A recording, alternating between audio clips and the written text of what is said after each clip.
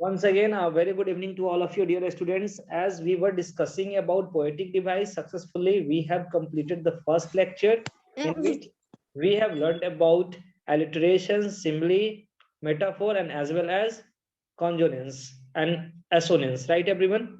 So once again, we will start from conjonance, okay? एक बार फिर से हम लोग conjonance को देखेंगे, okay, everyone?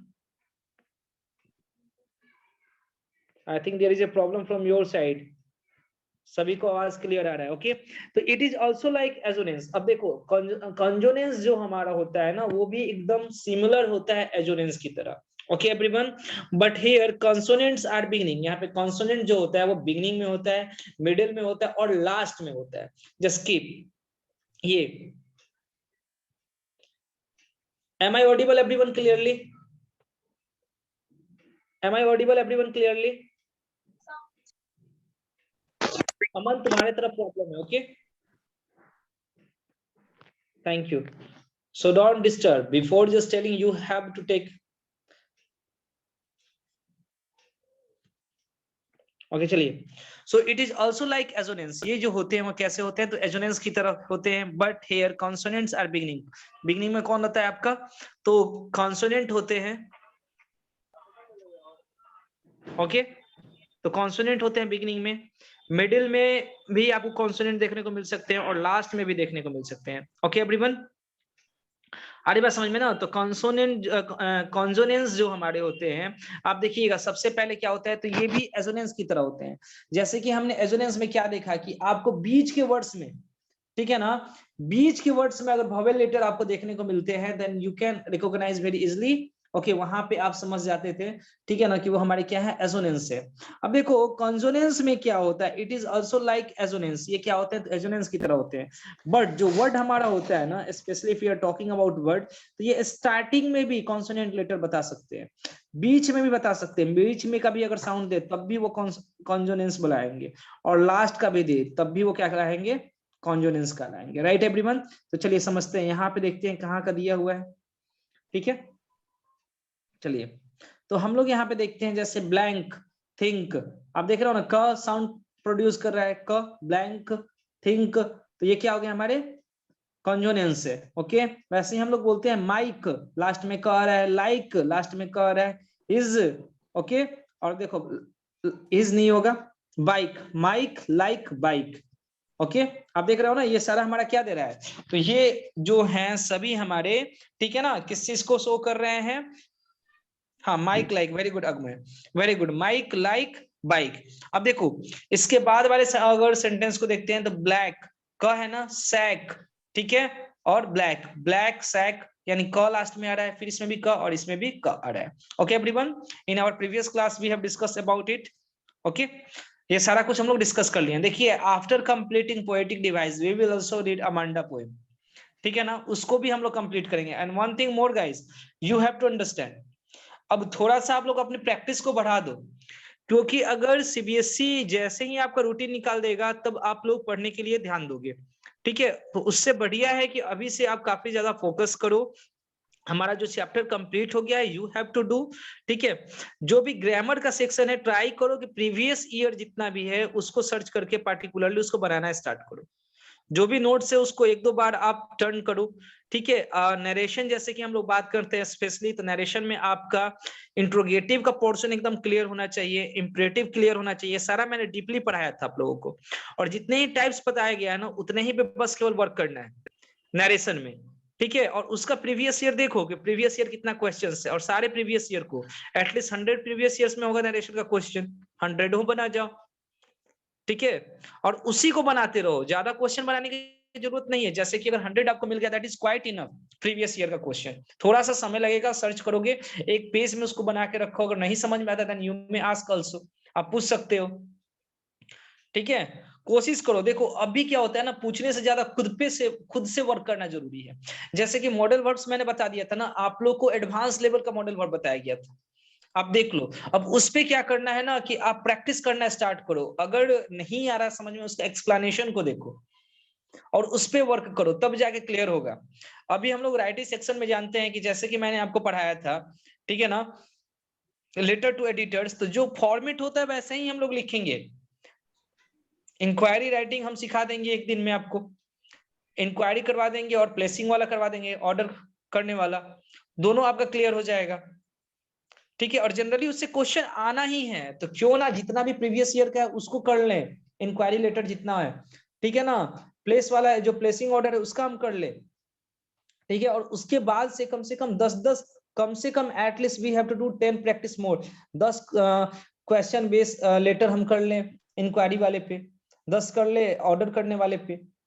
तो और उसी को हम लोग ना रिवाइज करते रहेंगे, ये नहीं है कि अब और आगे करें, नहीं, there is no need. If you have done 10 that is quite enough. 10 कर लो, काफी ज्यादा आइडिया मिल जाएगा। और देखो ये एकदम सियोरिटी है, ग्रामर पढ़ोगे, ग्रामर ये नहीं बोल रहे हैं कि नहीं पढ़ना है, पढ़ना है, 5 मार्क्स का है, बट ये आप जानते हो कि लेटर हमारा हो जाएगा ये, तो ये फिक्स आपका मार्क्स आना है कि नहीं आना है, तो थोड़ा सा उस पर वर्क करना स्टार्ट करो सब, इसके बाद हम लोग वही देखेंगे। और जो तुम लोग थोड़ी देर के बाद क्लास अगर 1 घंटे हो जा रहे हो उसके बाद तुम लोग क्लास से निकल जा रहे हो, ये सही नहीं है, ठीक है। अब हम लोग के चैप्टर बहुत ही कम बाकी है, देखो सैंपल पेपर ठीक है, you can do, okay, previous year पे ज्यादा करो, प्रीवियस ईयर है ना उसको तुम करो, सैंपल पेपर भी करो, हम मना नहीं कर रहे हैं, बट अगर पार्टिकुलरली हम लोग को देखना है and you have to pay attention, at least per day you have to read more than 2 hours English, 2 घंटे से अधिक पढ़ना है, क्योंकि आपका लेक्चर सारा कंप्लीट हो गया है, एक द प्रपोजल को छोड़ के। इंस्टीट्यूशन खुलने के बाद पर डे हम आपसे समरी लिखवाएंगे, ये बात आप समझ लीजिएगा, हर एक चैप्टर का एकदम एक एक पॉइंट आपके माइंड में रहे, और ये नहीं कि समरी 50 वर्ड 100 वर्ड्स में लिख दोगे, ऐसा नहीं चलने वाला है। More than 150 words and 200 words में आपको प्रत्येक चैप्टर का समरी लिखना ही पड़ेगा, नहीं तो वो हम लिखवा लेंगे आप लोगों से, ठीक है, श्योरिटी है कि हम लिखवा लेंगे। समरी अर्णव इसलिए बताया जा रहा है ना कि समरी करने से आपके माइंड में सारा कहानी बैठा रहेगा, कि और अंदर से भी क्वेश्चन आता है ना तो उसको तुम आसानी से कर सकते हो, that's why I am telling, okay, इसलिए मैं बोल रहा हूं आप लोगों से।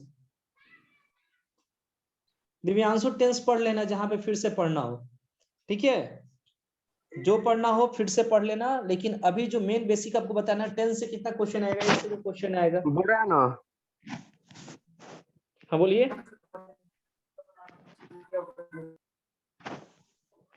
ओके, समझ में आ रही है मेरी बात?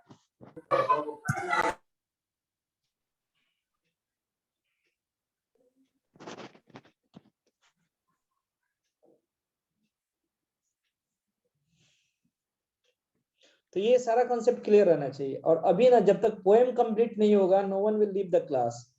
हमारी बात समझ में नहीं, तो जितने लोग लीव करेंगे वो समझ लेना, after opening institution what will happen. I am not giving you threat right now, ये मत समझो कि थ्रेट दे रहे हैं, आप लोगों को समझना है, जब तक अमंडा क्लियर नहीं होगा no one will leave the class today, okay, आपके ऊपर डिपेंड करता है, क्योंकि इसके बाद आपको भी कहीं नहीं जाना है, मेरे को भी कहीं नहीं जाना है, एकदम क्लास में कंसंट्रेट होकर, ओके, और सही तरीके से पढ़ना है। चलिए यहाँ पे देखते हैं, और जो एक स्ट्रेटेजी बनाओ, अगर नहीं होता है तो पूछो, I will tell you, we will tell, particular teacher will tell you how you have to do work. आप अच्छे तरीके से जानते हो कि इंग्लिश में क्या हुआ था, जो पिछले बार क्वेश्चन सेट किया था लोग, इवन उनको हटा दिया गया, सीबीएसई ने उन पर नोटिस जारी करवा दिया, क्योंकि वो क्वेश्चन बहुत ही वाहियात सेट किए थे, you know very well about that,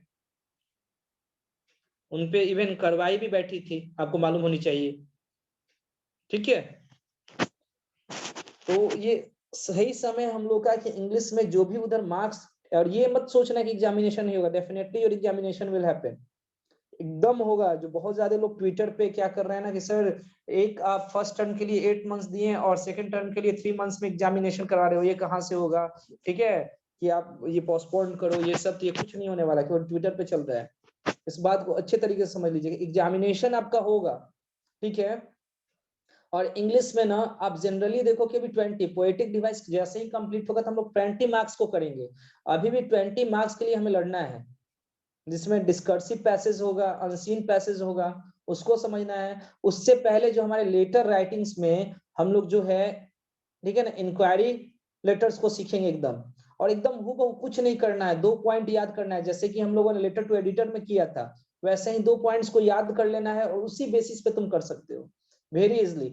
but उसके बाद में तुमको प्रैक्टिस की जरूरत है। कितना करते हो? कम से कम 10 कर लेते हो इंक्वायरी लेटर पे, ठीक है, ऑर्डर वाले पे 10 कर लेते हो, तो कम से कम ये आपका मिनिमम हुआ। अगर आप 15 कर लो तो काफी ज्यादा हो गया। अब 15 को रिवीजन करते रहो, देखते रहो, दिस इज क्वाइट इनफ। अगर केवल देखते भी रहोगे ना तो बहुत अच्छा आइडिया आ जाएगा, तुम लिख सकते हो। इवन तुम 15 बोला, तुम 5 करो, उसके बाद खुद से लिख लोगे। लेकिन करना पड़ेगा, ये एकदम बेसिक वे है, आपको बहुत अच्छा मार्क्स उठाना है, ये करना बहुत ही आसान है ये करना, ठीक है।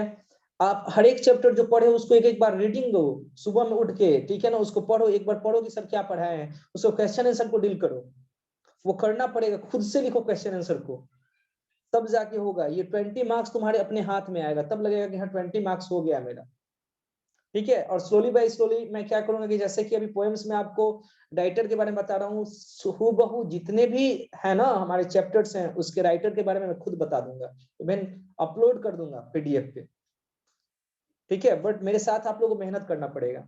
अब देखो कुछ लोग जो है लूसेंट के बुक के लिए भी बोल रहे हैं कि सर लूसेंट का हम बुक्स ले लें। अब देखो तुम्हारे ऊपर डिपेंड करता है, देखो फ्यूचर में भी वो बहुत ज्यादा बेनिफिशियल बुक है, अगर आप लेना चाहो तो लो, नहीं तो पर डे हम आपको क्वेश्चंस देंगे, ठीक है। पहले आप प्रीवियस ईयर देखो, तो प्रीवियस ईयर के लिए मेहनत करो, अगर मेरे को समय मिलता है तो हम खुद मेहनत करेंगे उस पर और सारा प्रीवियस ईयर क्वेश्चन करवाएंगे। आ रही बात समझ में?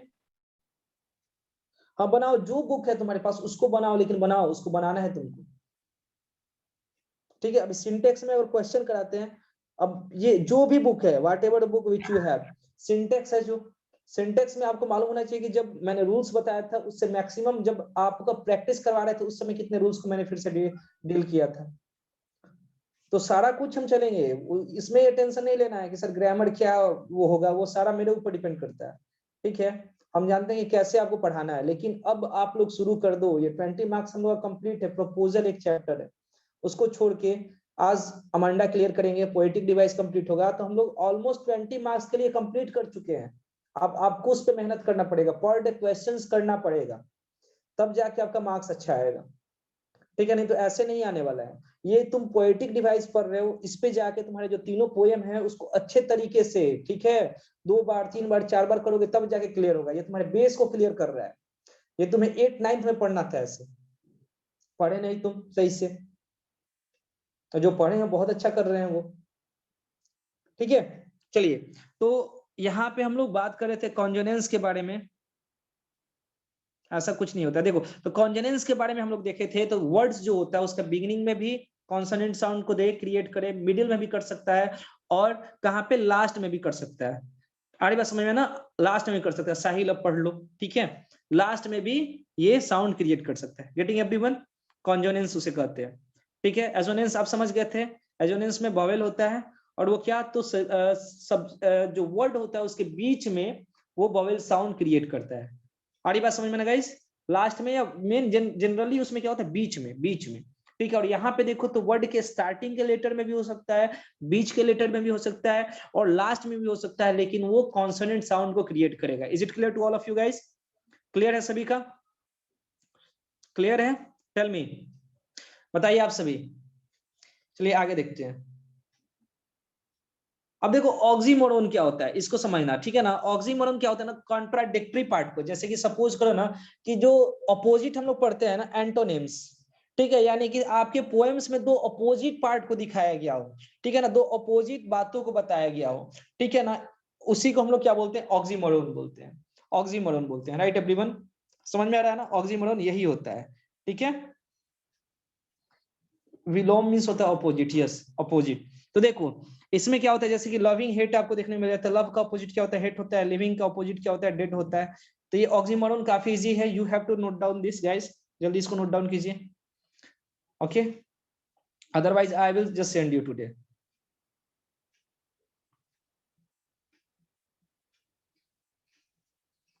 निहारिका फिर से मैसेज करो, तुम्हारा मैसेज किया, ओके। अब देखो हाइपरबोल क्या होता है गाइस, हाइपरबोल को समझो। देखो यहाँ पे हाइपरबोल बोल बच्चन वाली बात की गई है, ठीक है। हाइपरबोल कहने का मतलब क्या है, यहाँ पे तात्पर्य क्या है कि यहाँ पे जो है ना किसी भी चीज को बढ़ा चढ़ा के दिखाना, पोयम में देखते हो ना, किसी चीज को बढ़ा चढ़ा के दिखाया जाता है, ठीक है ना, तो हाइपरबोल उसी को बोला जाता है। मतलब हाइपरबोल ये सिंपल लैंग्वेज में समझो, अगर कोई भी छोटा चीज होता है तो उसको बहुत ही ज्यादा बढ़ा चढ़ा के दिखा देते हैं, शो कर देते हैं, उसी को हम लोग क्या बोलते हैं, हाइपरबोल बोलते हैं। जैसे an international and extreme exaggeration of emphasizes और इफेक्ट, इफेक्ट डालने के लिए, ठीक है। You can also write after some times, okay, I will just put it in your particular class today, okay, don't worry about it, try to understand right now, okay, अभी समझने की कोशिश करो। तो हाइपरबोल क्या होता है ना, ये आपके पोयम में इफेक्ट डालने के लिए, एम्फेसाइज करने के लिए, जोरदार और बनाने के लिए हम लोग क्या करते हैं, किसी साधारण चीज को असाधारण बना देते हैं। आरी बात समझ में, ठीक है। जैसे कि the book waits a turn, कोई भी बुक हो, सपोज करो ये बुक है, ये कभी आपके, ठीक है, बहुत सारा बुक है यहाँ पे, समझ में नहीं आ रहा है कौन सा उठा के आपको दिख रहा है, आप लोग समझ सकते हो, देखो कोई बड़ी बात नहीं है, एग्जाम्पल से समझाना, ठीक है। तो कभी वो टन में उसका वजन हो सकता है, नहीं हो सकता है, बट यहाँ पे शो किया जा रहा है एग्जाम्पल, तो यही हाइपरबोल है। ये इजिली आप सभी को समझ में आ रहा होगा। ओके गाइस, अब देखिए, अब पर्सोनिफिकेशन क्या होता है, इस बात को समझो। सर जैसे मैथ्स, अच्छा,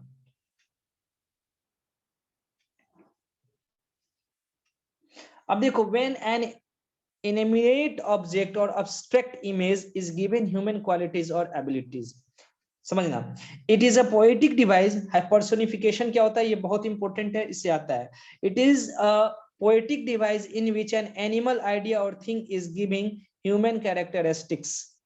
आड़ी बात समझ में ना, यानी यहाँ पे क्या होता है ना, कोई ऑब्जेक्ट आपको देखने को मिल जाए, ठीक है ना, उसको उसकी क्वालिटी हम किसके साथ दे देते हैं, तो ह्यूमन के साथ उसकी क्वालिटी को दे देते हैं गाइस, राइट।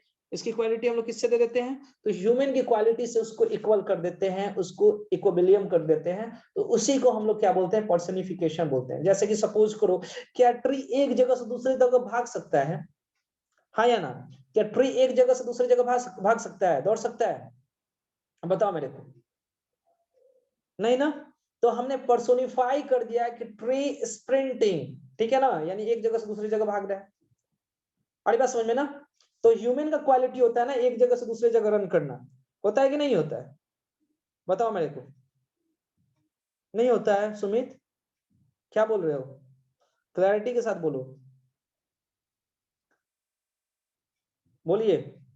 अब देखो, होता है, चलिए, I wanted to get money but the ATM died, ठीक है ना। अब यहाँ पे एटीएम का हम रिलेशन बना दे रहे हैं ह्यूमन बीइंग, जैसे कि क्या बोला, I wanted to get money, मैं पैसा लेना चाहती हूँ, लेकिन एटीएम क्या है, तो डाइड, खत्म है।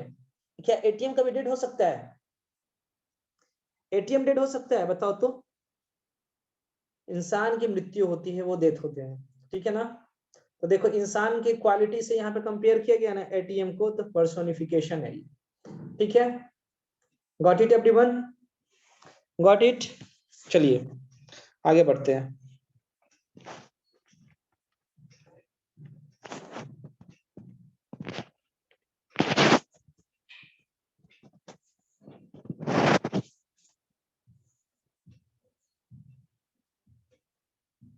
अब देखो, ओनोमेटोपिया क्या होता है, ये भी बहुत अच्छा है, ये इवन एग्जामिनेशन में आया था एक बार, ठीक है ना, सीटेट के एग्जामिनेशन में भी ये वर्ड आया था, ओनोमेटोपिया। अब देखो ये क्या होता है ना, अब word that sound like the sound it makes. अब सपोज करो कि हम लोग जो आइसक्रीम वाले आते हैं, या बचपन की यादें अगर कुछ हो, क्योंकि आप सभी तो बहुत बड़े हो गए हो, राइट। तो बचपन में हम देखते थे कि जब आइसक्रीम वाले आते हैं, या इवन अभी भी आते हैं, तो वो एक अपना इंस्ट्रूमेंट यूज करते हैं, जिसको वो प्रेस करते हैं तो आवाज करते हैं, पॉप पॉप, राइट। हमारी बात समझ में ना, कितने लोग इसके बारे में अच्छे तरीके जानते हैं, ऐसे लोग कुछ जो दूसरे प्लेनेट के हो यहाँ पे, जो इस बात से अनभिज्ञ हो, उसको भोपू, हाँ वही है, पॉप पॉप, भोपू भोपू तुम्हारे समझने के ऊपर है, अड़ना हो है ना,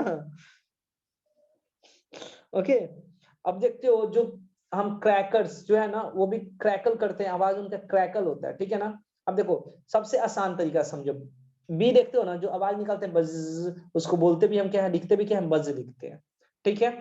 तो वैसे, ठीक है ना, वर्ड जो साउंड क्रिएट करते हैं, जैसे कि वो होते हैं, मतलब ऐसा उनके नाम से उसको पुकारते हैं, ठीक है। ये समझ में आ रहा है, बोलो आप सभी, आप लोगों को ये क्लैरिटी के साथ समझ में आ रहा है, बोलो।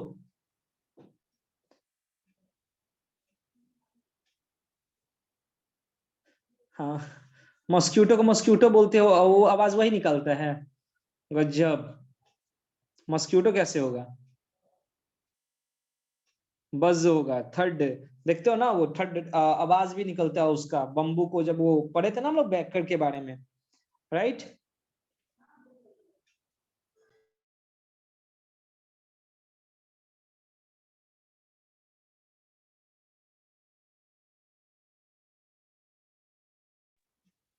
ये हमको नहीं लग रहा है कि अभी तुम लोगों का क्लियर हुआ ये। 9th वाले काफी अच्छे तरीके से समझ गए थे, A2 वाले, अभी तक तुम लोग का क्लियर नहीं हुआ। पूरा क्लियर है, बढ़िया है जब क्लियर है तो। चलिए, कुछ ज्यादा ही क्लियर हो गया। अब देखो राइम्स, इसके बारे में सभी कोई तुम जानते हो आप लोग। व्हेन अ वर्ड और लाइन्स, देखो कुछ लोगों को मिसअंडरस्टैंडिंग होता है, ये समझना, ये भी पूछता है, ठीक है ना। ए बी देख लेते हो या बी ए देख लेते हो तो दिक्कत होने लगता है। तो when a words or line ends with the same sounds as another words line. अब देखो राइम्स क्या होता है ना, जैसे कि जो स्टेंजा है उसका लास्ट में जो एंडिंग हो रहा है, दूसरे वाले फर्स्ट ही स्टेंजे का दूसरा वाला लाइन भी अगर सपोज करो उसी से एंडिंग हो जाए तो राइम्स कर रहा है, एक दूसरे के साथ क्या कर रहा है, राइम्स कर रहा है, ठीक है ना, उसी को राइम्स बोलते हैं। आ रही बात समझ में? यानी पहले के जैसा क्या हो जाए, दूसरा हो जाए, या पहले के जैसा तीसरा वाला लाइन हो जाए एक ही स्टेंजा में। सपोज करो कि एक स्टेंजा में कितने लाइन हैं आपके, 4 है। आ रही बात समझ में ना? चलिए थोड़ा सा सपोज करते हैं, ठीक है। हमने देखा ये सपोज करो कि ये हमारे 4 लाइन है, राइट गाइस। तो पहले वाले के लास्ट में ना हमने बोला कि जैसे कि आ रहा है बलून, ये बलून दे रहा है ये ए वाला, और ये क्या दे रहा है, ये भी लास्ट में ये मून, बलून, मून, दोनों के लास्ट वाला एक जैसा है ना प्रोनाउंसिएशन। अभी भी क्लियरली यहाँ पे स्पेस नहीं है ज्यादा, that I can make you understand very clearly. हम लोग देख कर ही समझेंगे, पैराग्राफ आगे देखने को मिलेगा, ओके। हाँ हाँ, तो सेम साउंड करें। जैसे कि एग्जांपल्स करते हैं, देखो राइम्स कैसे बैठते हैं, पहले राइम्स बैठाते हैं, ठीक है ना। राइम्स जैसे बलून का राइम्स मून के साथ बैठेगा कि नहीं बैठेगा, हाँ या ना। Text message, text message everyone, balloon का राइम्स हम लोग बैठा सकते हैं कि नहीं बैठा सकते हैं, ठीक है ना। Very good. Balloon moon, balloon moon, ठीक है। सैड पैड, ड ड, sad pad, tell me guys, sad pad, तो ये हमारा बैठेगा कि नहीं बैठेगा। Very good, very good everyone. Fight night, fight the night, तो राइम्स बैठ रहा है ना, राइम्स आ रहा है ना समझ में, राइम्स आ रहा है ना। ये बेसिक एकदम, ये बेसिक वे में we are just going to understand, okay, afterwards we will try to understand in our systematic way, and definitely it will make clear regarding rhymes, and I hope you know very well about that। आप सभी इसको अच्छे तरीके से जानते हैं, कुछ लोग जो नहीं जानते हैं वो भी अब समझ लें। अब देखो,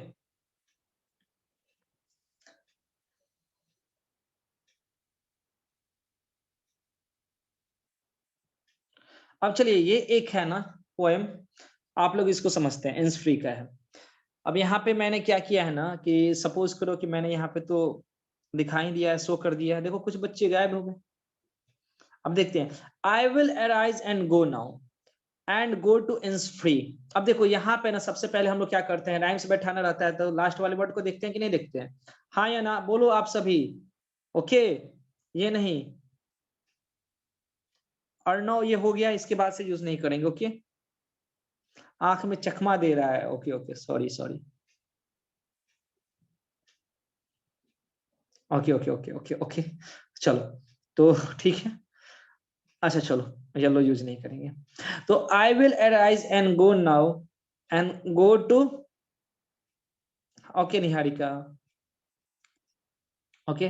तो I will arise and go now and go to Innisfree, okay everyone. तो यहाँ पे आप देख रहे हो ना कि ये मैंने वर्ड यूज किया है इंस फ्री, लास्ट वाला, लास्ट ही वाले वर्ड से ना। देखो ये सबसे पहले देखो 1 2 3 4 स्टेंजा बन गया ना हमारा, एक बना कि नहीं है। सपोज करो ये एक स्टेंजा है ना, हाँ या ना, यस वेरी गुड है। अब देखो इसके लास्ट में क्या है, इंस फ्री। तो हम लोग जब राइम्स बैठाते हैं तो पहला वाला लास्ट वाला देखते हैं क्या है, इंस फ्री, इसको हमने क्या मान लिया, ए, ओके। क्या हो गया, ये हमारा ए। अब लास्ट में देखते हैं ये वाला, and a small cabin, second वाला पढ़ रहे हैं, ठीक है ना, इसको ध्यान देना। एंड अ स्मॉल कैबिन, क्या ये बड़ा हो सकता है, जानने के लिए देखते हैं यहाँ पे, ओके ओके एवरीवन, ठीक है। निहारिका वेट कर लो, ठीक है, थोड़ा सा वेट कर लो। वेरी गुड, बहुत अच्छी बात है, थोड़ा सा वेट कर लो। I know that you know very well. आगे बढ़े, छोड़ दे इसको, बोलो। 2 पोएम भी हो जाएगा हमारा। ओके, अब चलो देखो, समझिएगा अब मैं। ओके, अब देखो, तो ये हमारा क्या है, इंस्प्री। क्या इसको छोड़ दिया जाए, बोलो। सभी लोगों को क्लियर है क्या? ये क्लियर है क्या? बताओ तो छोड़ देते हैं इसको। पोएटिक डिवाइस हमारा हो गया। अब इस पे आप लोग को पोएटिक डिवाइस कर लेना है।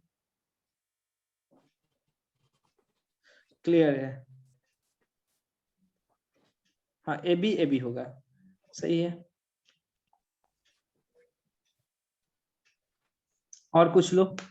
अब देखो, थोड़ा सा वेट कर लो, पेशेंस रखो। क्लियर है? एक बार रीडिंग दे देंगे तो हो जाएगा। ओके, थोड़ा सा देख लो, अब देख लो। तो इंस्प्री है ना, ये हमारा ए, ठीक है। मेरी मन को शांति नहीं मिलेगी कि मैंने सही से नहीं समझा है, कुछ छोड़ दिया पॉइंट। ये बी। अब देखो, इंस्प्री ई क्या इसमें आ रहा है? मेड, ड आ रहा है, साउंड दे रहा है, मेड ड और ई। राइम्स बैठ रहा है इंस्प्री और मेड? हाँ या ना? बैठ रहा है? नहीं। तो जब ये नहीं बैठ रहा है ना, तब इसको तब हम लोग दूसरा लेटर दे देते हैं। अगर बैठ जाता तो सेम लेटर का यूज करते हैं, ठीक है ना। सेम लेटर जनरली इसके लिए स्मॉल का यूज किया जाता है, ठीक है ना। स्मॉल यूज करो, तुम्हारी इच्छा, ठीक है। हमने क्या किया, सभी की जगह पे स्मॉल। ये नहीं कि ऊपर वाले में सब कैपिटल, ये नहीं, स्मॉल। अब देखो ए बी। अब देखते हैं थर्ड वाले को, देखते हैं। अगर ये भी दोनों से सिमिलर नहीं होता ना, तो ये सी हो जाता है, राइट गाइज? मालूम है ना? अब देखो, 9 bean rows will I have there a hive for the honey bee, ठीक है। हनी बी, तो देखो इंस्प्री और बी, इंस्प्री और बी ये सेम बैठ रहा है ना, तो सेम, तो ये रिपीटेशन हो गया गाइस, ये ए हो गया। Okay okay okay everyone. अब देखो, यहाँ पे फोर्थ वाले को देखते हैं। And live alone in the bee loud glade, क्या हो गया? ये ग्लेड हो गया, सॉरी, कहाँ गए भाई? ग्लैड। ओके, ये हमारा क्या हो गया? ग्लैड है, ठीक है। ये हमारा क्या है? ग्लैड। तो देख रहे हो ना, ये ग्लैड, तो ये हमारा बी के जैसा बैठ रहा है। तो इसका हमारा क्या से बैठेगा, बताओ? तो ए बी बोल सकते हैं ना, ए बी, फिर क्या हो जाएगा, बोलो? ए बी, ये राइमिंग स्किल होगा। किसी को कोई प्रॉब्लम क्या? ये राइमिंग स्किल में किसी को कोई प्रॉब्लम क्या? Tell me. तो यहाँ पे हमारा राइमिंग स्किल भी कंप्लीट होता है। अब इसके बाद एक जो बचता है गाइस, दैट इज आवर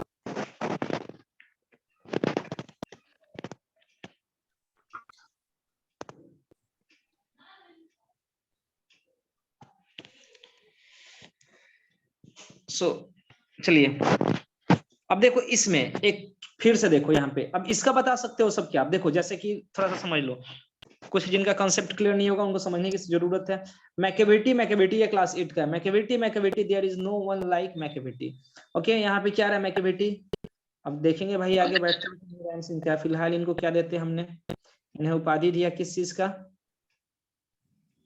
ए का, ठीक है। For he is a fiend in fin line shape, okay, a monster of very good mystery, monster of depravity। तो अब ये भी क्या हो जाएगा हमारा? तो मैकेविटी और डिप्रेविटी दोनों सेम है, तो ए, ठीक है।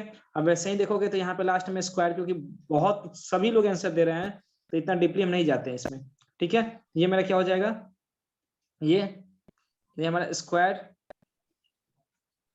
ओके, और देयर, तो स्क्वायर देयर, दोनों में आर ई, ठीक है ना, प्रोनाउंस आ रहा है। तो क्या हो जाएगा? ए बी बी, इसका पोएटिक डिवाइस। क्लियर हुआ? यानी शुरू में जैसे कि आप लोग मैथ्स में मानना स्टार्ट करते हो ना, तो हम लोग ए मानना स्टार्ट करते हैं। और सेम मिल गया, राइमिंग स्किल बैठ गया, तो उसको भी ए मान लिए। और सेम नहीं मिला तो क्या होता है? जब सेम नहीं होता तो दूसरे कोई को दिया जाता है ना नेम, जब दूसरे का आधिपत्य हो गया तो वहां पे, right everyone? So as this is about rhyming skill, okay. अब देखो आगे देखते हैं हम लोग। रिपीटेशन होता है, ठीक है। ओके एवरीवन, रिपीटेशन होता है। ओके, एक जो होता है हमारा वो क्या होता है, रिपीटेशन होता है। तनिष्क म्यूट कर लो। ओके, अब देखो हमारा एक जो होता है वो क्या होता है, रिपीटेशन होता है, राइट एवरीवन। अब इसको समझते हैं। The rhetorical device is used when a word or phrase is repeated all। जैसे हम लोग अमांडा अमांडा पढ़ेंगे ना, तो वहां पे अमांडा अमांडा हर एक जगह उसकी माँ उसको बोलती है, डांटती है, ठीक है, आ रही बात समझ में। तो वहां पे हमारा क्या हो जाएगा, ये अमांडा हो जाएगा। ओके एवरीवन, ठीक है। तो देखो यहाँ पे क्या हो रहा है कि repetition, the rhetorical device is used, यहाँ पे किसके लिए यूज किया जाता है, तो प्रयोग किया जाता है व्हेन अ वर्ड और फ्रेज इज रिपीटेड ऑल। अब उस वर्ड को क्या किया जाता है ना, मैक्सिमम टाइम रिपीट किया जाता है। जैसे कि देखो, the word crumbling has been repeated, जैसे crumbling doors, crumbling windows and crumbling lights. यहाँ पे क्रम्बलिंग क्रम्बलिंग है जो रिपीट हो रहा है ना, मेनी टाइम्स रिपीट हो रहा है कि नहीं हो रहा है, बोलो हाँ या ना। तो ये रिपीटेशन हो गया। ओके, तो देखो इसमें बहुत ज्यादा इंपॉर्टेंस क्या होता है समझना पड़ेगा। पर्सोनिफिकेशन पे मेहनत करना पड़ेगा थोड़ा सा, अभी ना लग रहा है, कॉन्जोनेंस पे मेहनत करना पड़ेगा, ठीक है, एजोनेंस पे आपको थोड़ा सा मेहनत करना पड़ेगा, मेटाफोर पे मेहनत करना पड़ेगा, ये बहुत ज्यादा इंपॉर्टेंस होता है, ठीक है। ओके अभी वन, राइम्स इजिली समझ में आ जाएगा, थोड़ा सा मेहनत करोगे बस। अब 5-6 पोएम, ये जो 3 पोएम है ना, उसको इतनी बार कर लो, कम से कम 20 बार कर लो उसको, 20 times you have to do. ये कहीं से भी आए तो तुम बोल दो, और कहां से क्वेश्चन पूछा जाएगा उसके बाद, 20 टाइम्स उसको कर लो, एक दिन में हो जाएगा। उसके बाद उसका नोट्स बना के रखो कि एक बार एग्जाम देने से पहले उसको ना पलट के देख लो। अब एक मोटी सी कॉपी खरीद कर लाओ, ठीक है ना, और जो आज से पढ़ रहे हो उसका नोट्स बनाओ कि एग्जामिनेशन के पहले उसको एक ग्लांस मिल जाए, आप देखते रहो, ठीक है। तो ये सही वे होता है। आ रही बात समझ में। तो चलिए यहाँ पे हमारा जो है पोएटिक डिवाइस क्या हो गया, कंप्लीट हो गया। ओके एवरीवन, ठीक है, आगे हम लोग बढ़ते हैं।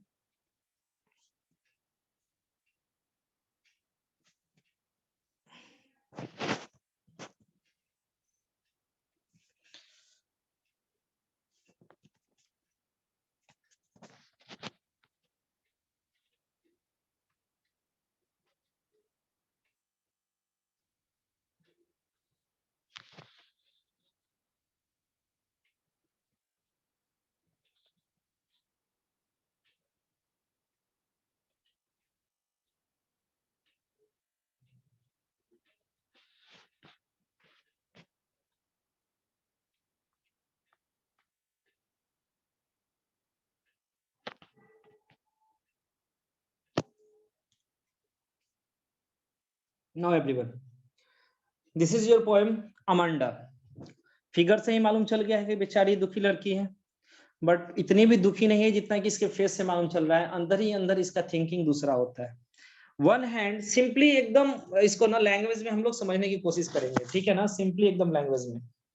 ओके, सिंपली लैंग्वेज में इसको हम लोग समझने की कोशिश करेंगे, ठीक है। Got it everyone. तो एकदम सिंपल लैंग्वेज में अगर हम इसे समझें तो ये क्या होता है ना, ये अपने पेरेंट्स के द्वारा इसको डांटा जाता है, इसको समझाया जाता है, इसको इम्प्रूवमेंट करने के लिए कि कैसे इम्प्रूव कर सकती है, प्रॉपर्ली कैसे बैठना है, शरीर को बेंड नहीं करना है, क्या तुमने अपना होमवर्क किया कि नहीं, सामान को सीक्वेंस में रखा कि नहीं। इसके लिए इसकी माँ इससे कॉल इन क्वेश्चन करती है, पूछती है। कहीं ना कहीं जब हम लोग भी बच्चे थे, इट मीन आप सभी तो बहुत ज्यादा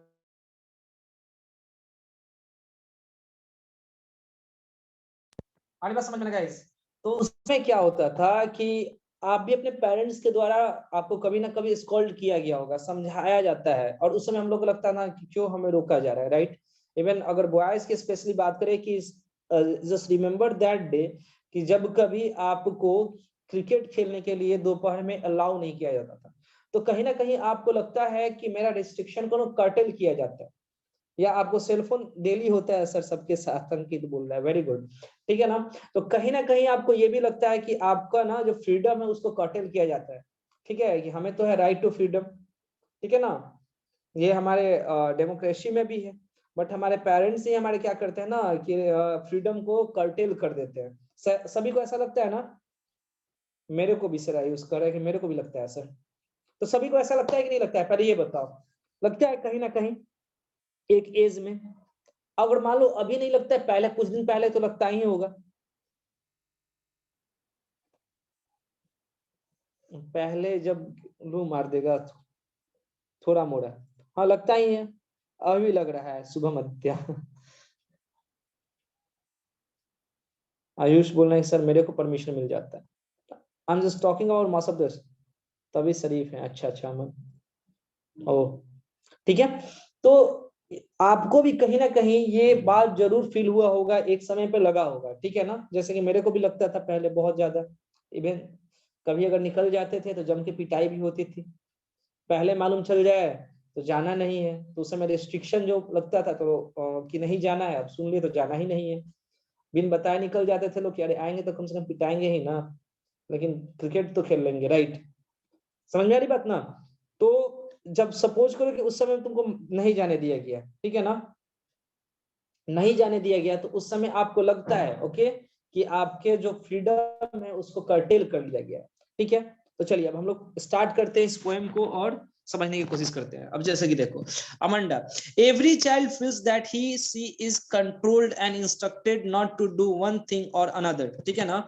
सभी चाइल्ड को ऐसा फील होता है, महसूस होता है कि उसको कंट्रोल किया जाता है उसके पेरेंट्स के द्वारा, ठीक है ना। पेरेंट्स करें, गार्जियंस करें, ठीक है ना, कि ये काम को करना है, इसको नहीं करना है, ओके, ठीक है ना। यू टू में feel that your freedom is cartel, आपको भी ऐसा लगता है। आप लोग तो शरीफ है करेंगे सर ऐसा नहीं, अब नहीं लगता है, क्या बात है, ठीक है, कि यू टू में feel that your freedom is cartel, यानी कि आपको भी ऐसा महसूस होता है कि आपके फ्रीडम को कर्टेल किया जा रहा है, कम किया जा रहा है, ठीक है ना।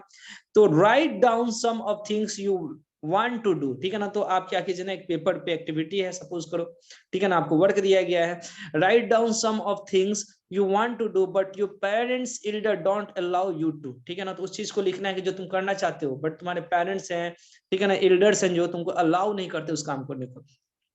To read the poem aloud from peers, okay, Shubham बोल रहे हैं सर 24 घंटा फुल चलाना, सही बोल रहे हो, ठीक है।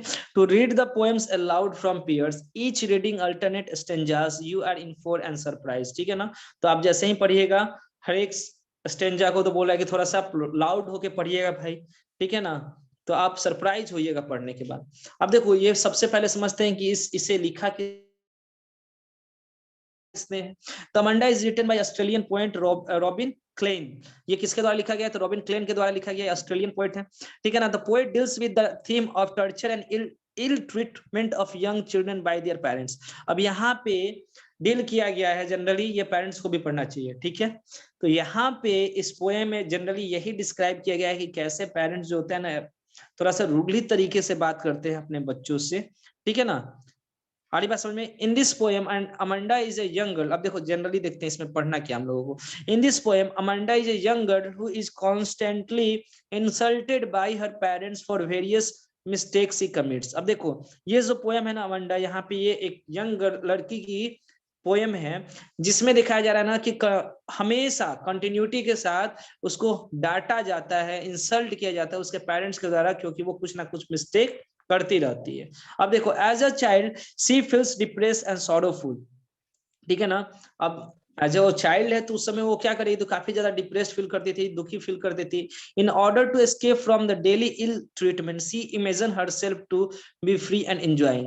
अब देखो, अब अब सपोज करो कि आपको डिप्रेस, ठीक है ना, आपको बहुत ज्यादा डांटा जा रहा है हमेशा हर एक चीज पे, तो आप हमेशा क्या रहोगे, डिप्रेस रहोगे, सॉरोफुल रहोगे। लेकिन in order to escape from the daily ill treatment, यानी कि ये उससे गायब हो जाए, उस काम को करना छोड़ दे जिस कारण से उसे इल ट्रीटमेंट यानी कि काफी बैडली तरीके से स्कॉल्ड किया जा रहा है, वो एक इमेजिन लाइफ में जिया करती थी। ओके रोशनी, ठीक है ना, हमारी बात समझ में ना। वो हमेशा लग रहा है वो अपने पे ले रही है इस पोएम को, इसलिए बोली yes sir, she imagines herself to be free and enjoying. हाँ अभी भी बोल रही है यस सर, ठीक है। She imagines herself to be free and enjoying, वो कैसा अपने आप को इमेजिन करती है कि वो फ्री है, एंजॉय कर रही है, यानी कि वो कहीं ना कहीं वन हैंड हम लोग देखेंगे इसमें बताया जा रहा है, हमारी बात समझ में ना, कि एक तरफ बताया जा रहा है कि वो काफी ज्यादा, ठीक है ना, उसके पेरेंट्स उसको डांटते हैं, और दूसरी तरफ ये भी दिखाया जा रहा है कि उस समय वो क्या सोचती है, कौन सी इमेजिन लाइफ में रहती है, उसके बारे में भी बताया गया है। ओके एवरीवन, चलिए तो इस पोएम को देखते हैं और समझते हैं फिर आगे, ठीक है। In the poem, one stanza describes how she is insulted by her parents, and the succeeding the next one, which is in bracket, tell which she imagine escaping from the pain of harassment. We will discuss it stanza line by line. देखो ये आपके लिए बहुत important है line, जो last देख रहे हो ना, थर्ड जो ये 1 2 3 4 फिफ्थ लाइन है। तो बोला गया ना कि एक स्टेंजा में ना ये दिखाया जा रहा है कि कैसे उसके पेरेंट्स उसको इंसल्ट करते हैं, डांटते हैं, और दूसरे में दिखाया जा रहा है कि वो कैसे, ठीक है ना, दूसरे स्टेंजा में ये बताया जा रहा है कि कैसे वो क्या करते हैं अपने इमेजिन्स लाइफ में वो चली जाती है, मतलब उसी के बारे में सोचते रहती है, ठीक है ना। तो चलिए देखते हैं। ये हमारी रॉबिन क्लेन, देख रहे हो आप सभी, काफी ज्यादा मुस्कुरा रही हैं आप लोगों को एक पोएम देके कि पढ़ो सब, ठीक है ना। इन्हीं लोग का देन है कि आज इतना पढ़ना पड़ रहा है तुम लोगों को। फिर से टेक्स्ट करो मैसेज, ओके। यस सर, सोच लो, देख लो, अभी भी मुस्कुरा रही है तुम लोगों पे कि पढ़ो सब, ठीक है, पढ़ो। आ रही बात समझ में ना।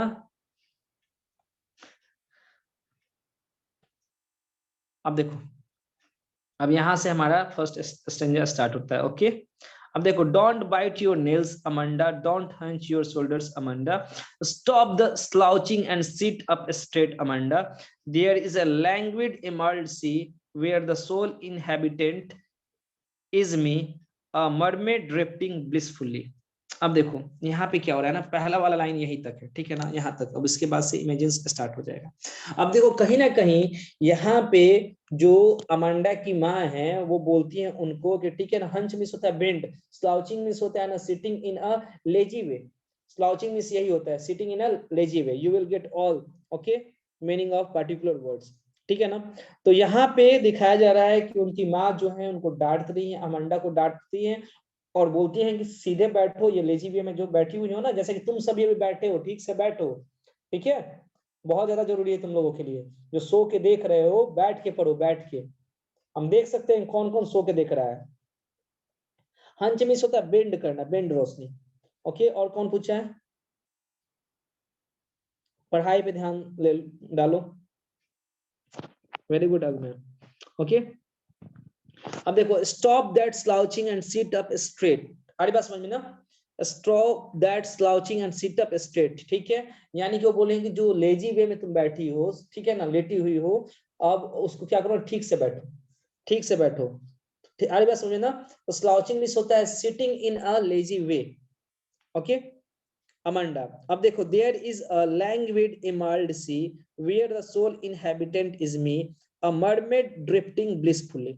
अब देखो यहाँ पे देख रहे हैं ना दूसरे लाइंस में, हंच हंच बेंड होता है, अब में यू विल ऑल्सो गेट, एक बार ध्यान से सुनो, ठीक है ना, और इसके बाद तुमको मिलेगा भी, इसके तुरंत बाद आपको मीनिंग्स मिलेगा सबका, जो येलो से किया गया है ना, अब ये दूसरे कलर से किया जाएगा, ओके ओके एवरीवन, और सबका मिलेगा। हंच मींस क्या होता है, तो बेंड, स्लाउचिंग मींस क्या होता है ना, लेजी वे में आप बैठे रहते हो ना, अरे बस समझ में, एकदम आलसी की तरह। तो यहाँ पे उसकी माँ बोल रही है कि थोड़ा सा एकदम एक्टिव वे में और सही तरीके से, in good posture you have to sit, अरे बस समझ में ना। अब देखो, तो ये क्या होती है, there is a languid emerald सी। अब देखो यहाँ पे क्या होता है ना, where the sole inhabitant is me, a mermaid drifting blissfully. तो ये क्या हो गया ना, ये इमेजिन वाला पार्ट है अमांडा का, ओके। तो चलिए इसको और डिटेल वे में हम लोग समझते हैं आगे। अब देखो यहाँ पे उसकी माँ उसको डांट रही है, देख रहे हो ना,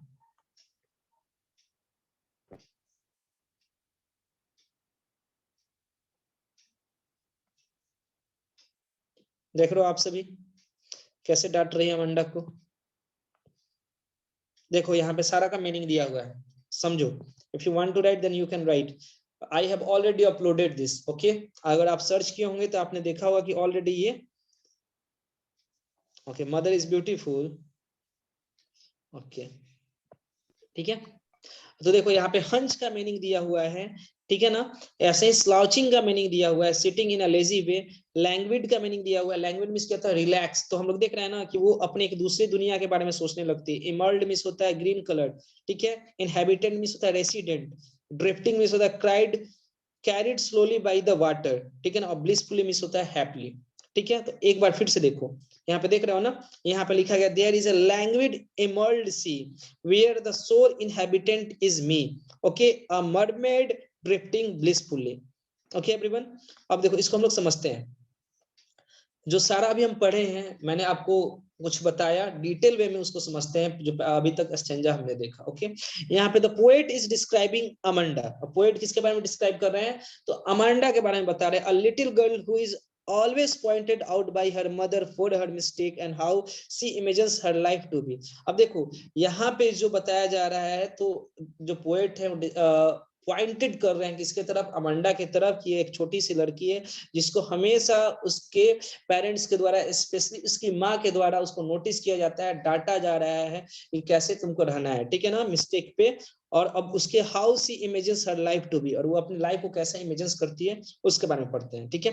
अब देखो, the poet says that the mother is pointing out Amanda for biting nails which is a bad habit. Next she ask her to sit straight without bending her shoulders. अब देखो, पहले तो पोएट बस बोल रहे हैं, पोएट का कहना है कि अमांडा की जो माँ है उसको किसके लिए डांट रही है? ओके, तो नेल को बाइट करती। तुम लोगों में से किसको हैबिट है नेल बाइटिंग का?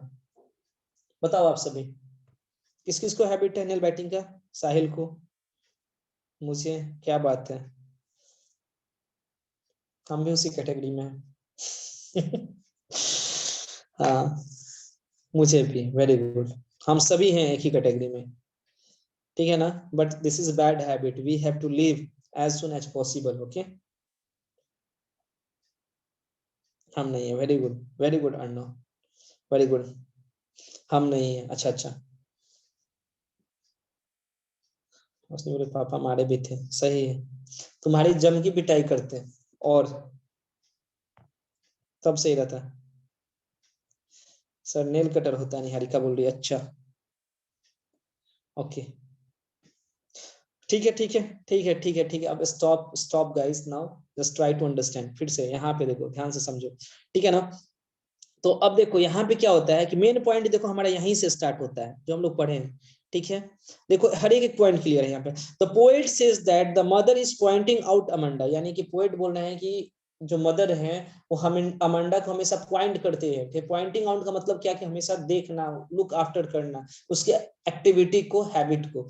तो वो डांटती हैं जब वो नेल बाइटिंग करती है, ठीक है ना, उसके लिए डांटती हैं। और उसके बाद फिर एक बार दोबारा उसको डांटती हैं, टोकती हैं, किस लिए? कि वो स्ट्रेट बैठे विदाउट बेंडिंग हर सोल्जर्स, यानी बिना अपने सोल्जर्स को मोड़े स्ट्रेट बैठे। ओके, पहला line, Amanda who has habit of bending her shoulders and sitting lazily is being pointed out because of her mother wants her to sit in right posture. अब देखो main reason क्या है उसकी माँ का, उसकी जो माँ का मेन रीजन है कि वो चाहती हैं कि उनकी जो डॉटर है वो सही तरीके से सही पोस्चर में बैठे, इसलिए वो क्या कर रही है? डांट रही है।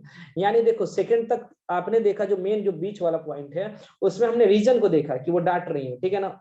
थर्ड उसके बाद वाले लाइन में हमने देखा कि आखिर क्या कारण है, why she is saying like that, because she wants that her daughter she should seat properly. हमारी बात समझ में ना, सही तरीके से वो बैठे। अब देखो उसी समय में हमने पढ़ा था ना नीचे वाले line, at this point of time, उसी समय में when she is being scolded, maximum girls का यही होता है, राइट। उनकी मम्मी उनको डांटती हैं तो उस समय वो क्या करेगी ना, दूसरी दुनिया में चली जाएगी, ठीक है। मम्मी बोल के चली गई, पेरेंट्स बोल के चले गए, कोई फर्क नहीं पड़ता। जनरली सभी के साथ यही होता है। अमांडा भी तो लड़की ही है ना, उसके साथ भी यही होगा। अब देखो, when she is being scolded bye her mother, okay, when she is being scolded by her mother she imagines herself to be a deep green sea। अब देखो जब उसकी माँ उसको डांट रही होती है उस समय वो अपने आप को क्या इमेजिन करती है, ठीक है, कि वो कहाँ पे है? तो एक डीप ग्रीन सी है ना, उसमें जो आप देखते हो ना एक फिश टाइप की होती हैं, जो क्या होता है उसका जो फेस होता है वो क्या होता है, तो गर्ल्स की तरह होता है, और उसका हाफ ऑफ द पोर्शन क्या होता है, लाइक अ फिश। अरे बात समझो ना, तो वैसे वो अपने गर्ल्स ही नहीं। अच्छा ठीक है भाई, पढ़ लो सब, बाद में डिबेट किया जाएगा। महिला सशक्तिकरण की बात कर दो ना, तुरंत शुरू हो जाते हैं। ओके, ठीक है।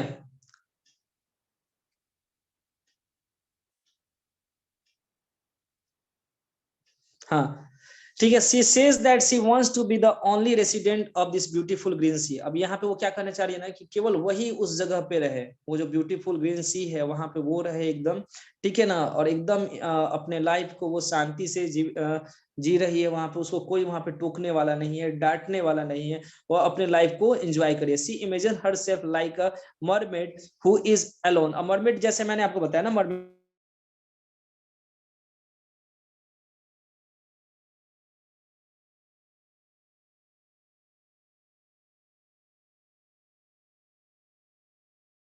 के रिलैक्सिंग से वहां पे वो क्या कर रही है, रिलैक्स वे में अपने जीवन को जी रही है। सी सेज, हाँ मरमेड में जल पड़ी, हाँ सही बोले भाई। She says that she wants to be carried away by the current of water and feel the relaxing movement of there. अब देखो वहां पर बोल रहे हैं ना कि जो पानी का जो वो सी का प्रवाह है एक तरफ से दूसरी तरफ को जा रहा है, उसको वो एंजॉय करे और आराम से शांति से, और वहां पे कोई उसे डांटने वाला नहीं है, वैसे लाइफ को वो सोचती है। तो एक तरफ उसकी माँ क्या कर रही है, उसको डांट रही है, another hand she is just thinking about okay friction life we can say that। अब देखो सेकंड में क्या होता है, अब देखो आगे देखो, ठीक है। Did you finish your homework Amanda. अब सेकेंड स्टेंजा में क्या होता है ना कि वो पूछती हैं कि क्या तुमने अपना होमवर्क कंप्लीट कर लिया। Did you tidy your room, क्या तुमने अपने रूम को साफ कर लिया Amanda. I thought I told you to clean your shoes Amanda, ठीक है ना। बोलती हैं कि मैं सोच रही हूँ कि अभी तक तुमने अपने शूज को भी क्लीन कर ही लिया होगा अमांडा। यानी कि ये सारा क्वेश्चन उससे वो वन बाई वन वो पूछती है, ठीक है ना। अब देखो सेकंड वाले में, अब यहाँ से जो स्टार्ट होगा ना, फिर उसका वो फिक्शन वाला लाइफ, यानी कि वो जो कि ट्रू लाइफ नहीं है, वो अपने, ठीक है ना, फिक्शन लाइफ में चली जाती है, इमेजिनरी लाइफ में चली जाती है, उसकी बात हो रही है। फिर से समझिएगा। Did you finish your homework Amanda, did you tidy your room Amanda, I thought I told you to clean your shoes Amanda. ये आप सभी का क्लियर होगा, इसमें कोई प्रॉब्लम नहीं है, ठीक है।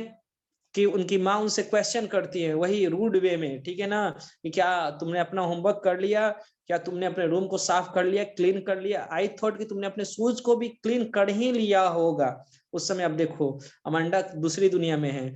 अब ये क्या सोचती है, I am an orphan roaming the street, I pattern soft dust with my hurt bare feet, the silence is golden, the freedom is sweet. अब देखो उस समय ये क्या सोचती है ना कि मैं अकेले हूं, मेरे कोई भी फादर्स मदर नहीं है, ठीक है ना, कोई भी फादर, सॉरी फादर्स नहीं, फादर और मदर, ओके, फादर और मदर कोई भी नहीं है, मैं अनाथ हूँ। You know very well about that the meaning of orphan, okay, अनाथ होता है। अब रोमिंग मींस क्या होता है ना, घूमते रहना है, ठीक है ना, इधर उधर मैं रोड पे घूम रही हूँ, स्ट्रीट पे घूम रही हूँ, कोई मुझे टोकने वाला नहीं है, ठीक है ना। I pattern soft dust with my hurt bare feet. अब बेयर मींस समझ में आता है ना, विदाउट स्लीपर, अरे बस समझ में। तो हर्स्ट यहाँ पे क्या बोला, I pattern soft dust with my hurt bare feet. अब देखो हर्स्ट कहने का मतलब क्या, इस बात को समझ, यानी जो आप देखते हो ना कि पैर धूल को एक साथ अब इकट्ठा करते हो, कभी आपने बचपन में किया है कि नहीं किया, मैंने नहीं किया है, ओके।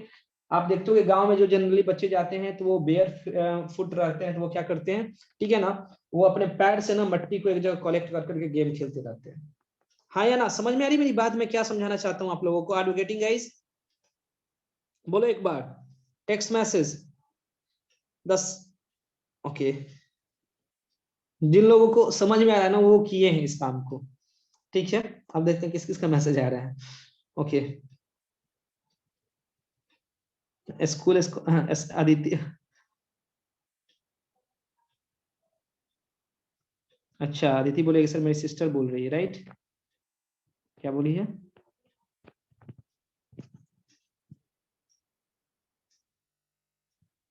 आदिति बोल रही है कि sir this poem is based on दीदी, हाँ सही बोली। चलो कुछ तो मालूम चला अदिति के बारे में हम लोगों को, ठीक है। तो this silence is golden, the freedom is sweet, यानी बोला चाहते हैं कि वो जो साइलेंट रहता है, अकेले में रहूं, मेरे पास कोई ना रहे, वो मेरे लिए क्या है ना कि गोल्डन पीरियड है, ओके। ये मेरे लिए क्या होगा, गोल्डन पीरियड होगा।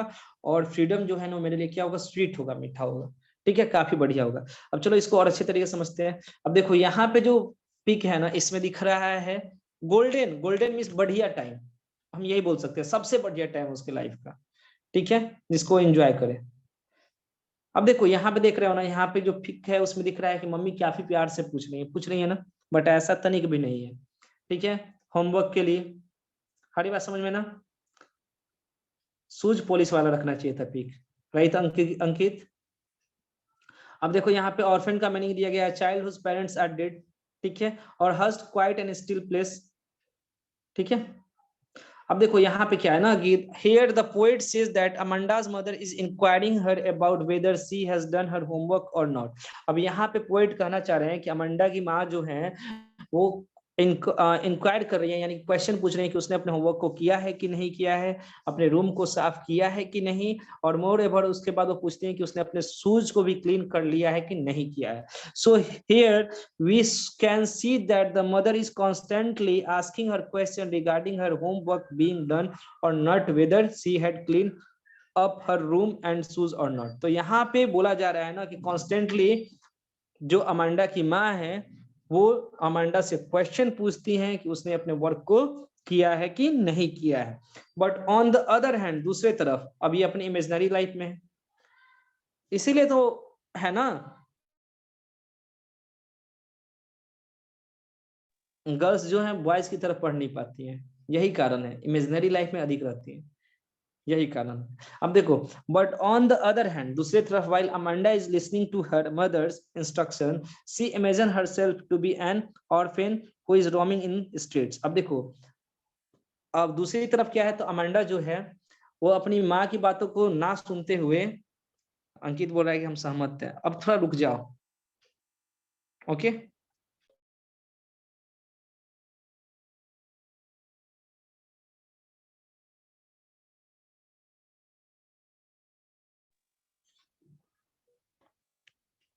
Okay, so as instruction of sir, I'm just going to leave all of you, this is quite enough for today guys। आज के लिए क्लास को इतना ही रखते हैं, सर बोल रहे हैं कि क्लास को आज खत्म कर दीजिए इतना ही पे, ठीक है। तो this means that she imagines if she would have been without parents, she would have walked freely in the streets, she would have drawn design on the soft dust with her uncovered feet very quietly।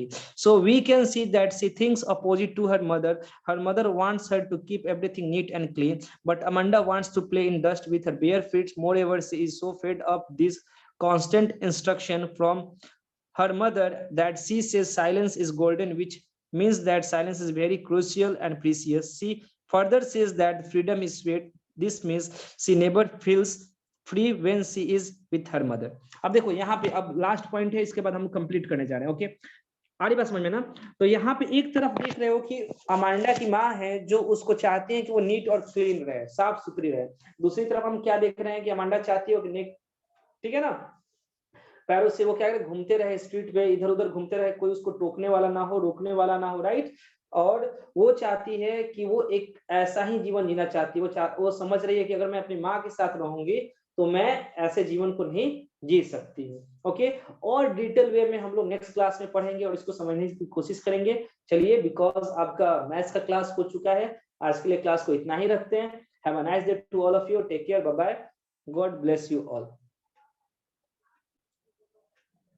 We will discuss in our next class, okay? Next class में discuss करेंगे, क्योंकि हम सोचे थे complete कर देंगे, but sir को class start करना है। Bye everyone.